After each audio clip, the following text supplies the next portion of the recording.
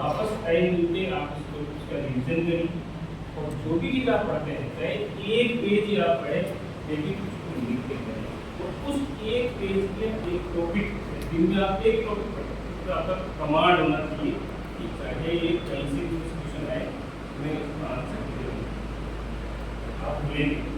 ये भी है 7 दिन बाद में आपको याद नहीं रहेगा एग्जाम से पहले कुछ भी याद नहीं रहेगा पर अगर आपने किसी भी टॉपिक को लिख के पढ़ा है तो गारंटी है आपको सुपर होने से कोई भी दुनिया की कोई ताकत नहीं हो सकती फिर आप लोग लिख के बराबर ही आप पढ़ोगे आपको सही टाइम के लिए याद हो जाएगा लेकिन आप उसको एग्जाम में उसका आंसर सही नहीं दे आपका कमांड अगर किसी भी सब्जेक्ट पे है या किसी टॉपिक पे है आपने नहीं पढ़ा उसका भी आप आंसर दे दोगे जैसे दोगे मैंने पढ़ा एक बार फिर मैंने पढ़ लिया जयपुर पढ़ ली उसमें से आंसर आया दिल्ली लिखा था उसके बाद दिल्ली है राजस्थान में है जयपुर राजस्थान में है राजस्थान में मैं एग्जाम्पल दे रहा हूँ सिंपल तो दिल्ली और आंसर जो है वो सही हुआ नहीं होता क्योंकि मैंने नहीं पढ़ा दिल्ली पर मैंने 3 शहरों को पढ़ लिया तो इस एक टॉपिक से मेरा दूसरा क्वेश्चन सही हुआ नहीं हुआ क्योंकि मेरा इस टॉपिक पे कमांड था मुझे पता था उदयपुर हिंदुस्तान की राजधानी नहीं इसलिए आप लिख के पढ़ें 100% दे दें जिस काम को करना है उस काम को आपको जितना जल्दी हो सके उतना जल्दी फाइनल करना है ये जिंदगी सही है आप लोगों को माना कि आप 100 साल तक लेकिन आदमी को 100 साल मान ले पर अरे इंटरेक्शन करो वैसे तो कोई पत्थर है जितना आप सुनोगे फिर आप लोगों को थोड़ा मुझे भी अजीब सा लगेगा आप लोगों को भी इंटरेस्ट नहीं है आदमी को कितने माने अब एक आदमी मान लो 20 साल में सर्विस करता है या अपना जॉब बिजनेस कुछ भी करता है तो कितने साल तक के आराम रहेगा एक मेरे जैसा है वो 40 साल में जाकर के अपनी जिंदगी से जुड़ता है वो कितने साल तक करेगा उन्होंने काम तो सही किया लेकिन उससे बेटर कौन सा था 20 साल हुआ तो 40 साल में किया मुझे 20 साल में भी किया तो 100% नहीं किया अगर वो 100% देता तो उसको भी 20 साल जिंदगी के गोल्डन टाइम यूज करना था उसने खराब किया नहीं किया ना वो टाइम आपको बिल्कुल भी खराब नहीं करना है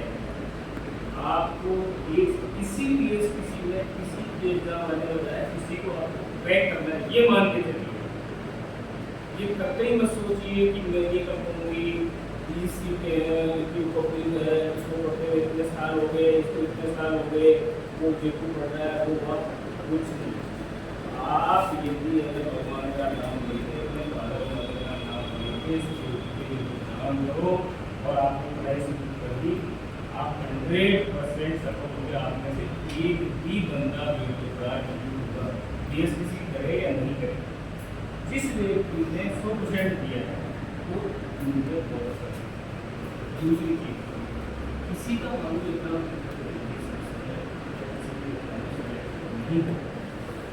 उसका मतलब नहीं होगा मैं बताता हूँ मैंने BSc की मैं 9th में था मेरा CBA नहीं जाना साथ से चले गए सब PTI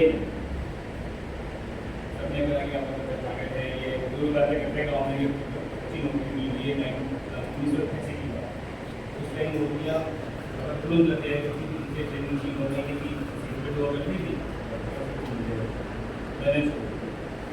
11th में परसेंटेज बेस पे होता था STC के अंदर STC करके आपको बिल्कुल नौकरी बड़ी हमारे टाइम पर स्कूल लागू हुई लेकिन मैंने सीनियर किया और टेक्निकल बेस होता था इसलिए लोगों ने सोचा कि यार ये अभी फिर मेरा BSc मेरा BEd में ऐसे उसको मैंने छोड़ा बीच में से छोड़ कर वापस आ गया मैंने सोचा कि यार गलत काम कर रहा है अच्छा नहीं है इसके लिए खराब तो हॉस्टल में आ गया सब इंस्पेक्टर एग्जाम निकला मैंने एग्जाम दिया फर्स्ट अटेम्प्ट में मैं 20 दिन की पढ़ाई मेरे साथ के जो 20 लोग थे उस टाइम में मेरे को कुछ भी नहीं मिला या हम लोग पीछे उनमें से बहुत सारे लोगों ने